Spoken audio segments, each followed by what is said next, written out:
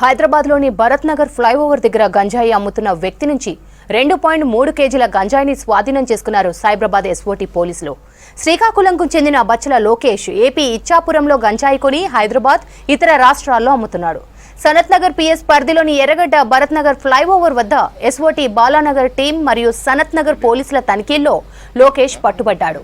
అతడి బ్యాగ్లో నుంచి 57,500 విలువైన 2.3 కేజీల గంజాయి, ఒక మొబైల్ ఫోన్ స్వాధీనం చేసుకున్నారు పోలీసులు.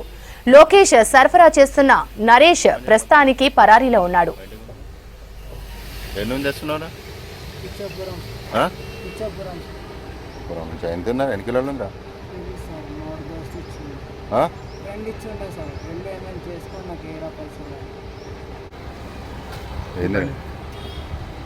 అది ఓపెన్ చేయండి. ఓపెన్ చేయి మొత్తం.